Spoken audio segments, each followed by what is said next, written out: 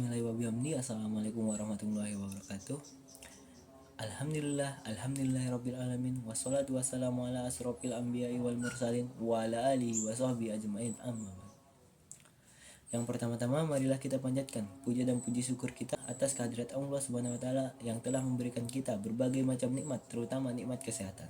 Dan yang kedua kali, tidak lupa pula kita haturkan salawat beserta salam kepada junjungan alam Nabi besar Muhammad Sallallahu Alaihi Wasallam yang telah membawa kita dari alam kegelapan menuju alam yang terang benderang, dengan kata lain minaz zulumati ilan nur.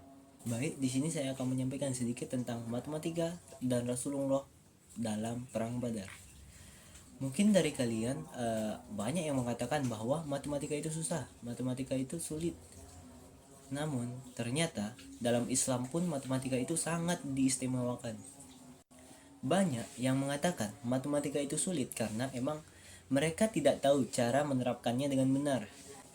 Bahkan Rasulullah pun cerdas dalam bermatematika. Lalu kenapa kita sebagai umat Islam tidak ingin mempelajari matematika, bahkan menghindarinya? Yang belum tahu Rasulullah cerdas dalam matematika, mungkin daripada kalian penasaran atau teman-teman penasaran, mari kita bahas bersama-sama di video ini tentang Rasulullah dan matematika dalam perang Badar. Mungkin ada yang bertanya-tanya nih, sebelum kita masuk ke bahasan kita yaitu Rasulullah dan matematika dalam perang Badar, mungkin ada yang belum tahu nih apa sih perang Badar itu. Mungkin saya sedikit akan menyampaikan sedikit tentang perang Badar untuk menggambarkan apa sih perang Badar itu. Perang Badar adalah perang yang terjadi pada tanggal 13 Maret 624 Masehi antara pengikut Nabi Muhammad SAW dari Madinah melawan kaum Quraisy dari Mekah yang dipimpin oleh Abu Jahal.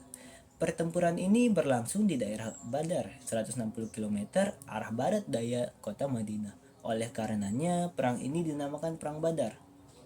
Nah, mungkin itu sedikit gambaran tentang Perang Badar.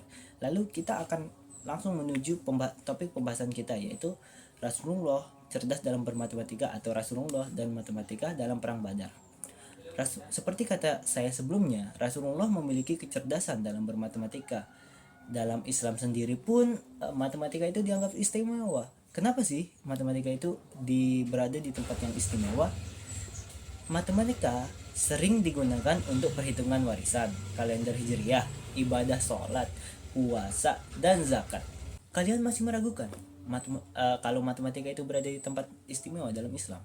Oke, kalau kalian masih meragukan matematika itu berada di tempat istimewa dalam Islam, saya akan memberikan contoh nih bahwa Rasulullah menggunakan matematika dalam memimpin perang Badar.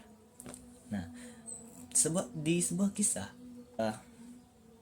bahwa sebelum perang Badar pecah, Ali bin Abi Thalib dan para sahabat Nabi Muhammad SAW berhasil menangkap budak pasukan Quraisy. Guna mengumpulkan informasi musuh, Rasulullah bertanya kepada kedua budak itu berapa jumlah mereka.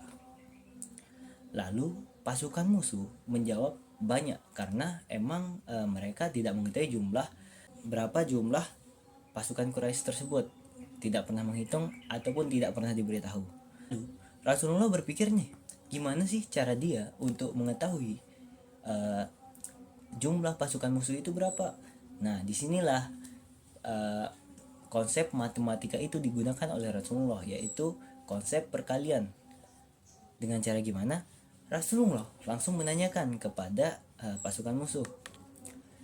Dia bertanya, berapa jumlah unta yang disembelih per harinya untuk mereka konsumsi. Nah, pasukan lawan pun menjawab bahwa kadang-kadang 9 dan kadang-kadang 10 unta yang dikonsumsi oleh pasukan Quraisy semuanya. Nah, dari sana Rasulullah langsung mengetahui nih berapa pasukan musuh, yaitu 900 dan 1000. Ada yang tahu caranya?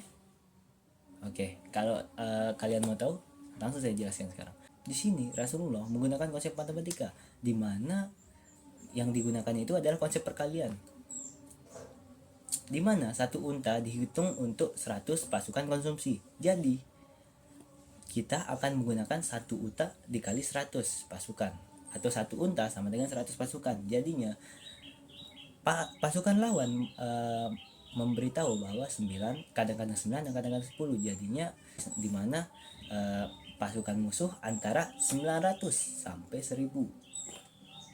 Nah, karena apa? Karena yang digunakan itu adalah kadang-kadang 9 dan kadang-kadang 10. Jadinya tidak ada nilai tetap di sana untuk pasukannya. Jadi Rasulullah langsung mengetahui nih bahwa musuh itu berjumlah 100 sampai 1000. Nah, yang kedua untuk konsep matematika yang digunakan Rasulullah dalam perang Badar, yaitu Rasulullah dapat menghitung antara jarak pasukan lawan dan pasukannya sendiri dengan menggunakan rumus matematika.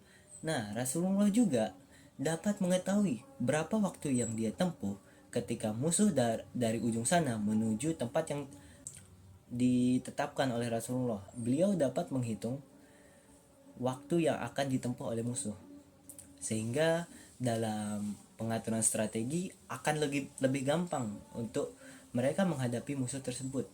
Nah, lalu apa sih yang kalian ragukan lagi? Bahwa matematika itu berada di tempat istimewa dalam Islam. Saya sudah memberikan contoh-contoh banyak sekali. Itu pun hanya di dalam area dalam lingkup perang Badar saja. Belum kalian melihat dalam kegiatan-kegiatan lain, aktivitas lain dari Rasulullah. Mungkin jadi saran saya buat orang yang menjauhi matematika atau membenci matematika, hindarilah hal tersebut. Karena matematika itu sangat penting bagi kehidupan kita sendiri ataupun bagi umat Islam ataupun perkembangan zaman dulu dan zaman sekarang. Matematika juga akan sangat penting bagi kita yang mempelajari ilmu-ilmu agama Islam. Jadi cukup dari saya yaitu untuk menghindari perilaku membenci matematika tersebut, karena matematika seperti yang saya bilang tadi yaitu sangat berpengaruh bagi umat Islam dalam perkembangan zamannya, perkembangan atau penyebaran agama Islam, sehingga kita dapat mengenal agama Islam itu sendiri sampai sekarang. Jadi untuk teman-teman mungkin hanya ini yang saya bisa sampaikan, kurang dan lebihnya mohon dimaafkan. Jadi mungkin hanya itu. Assalamualaikum warahmatullahi wabarakatuh.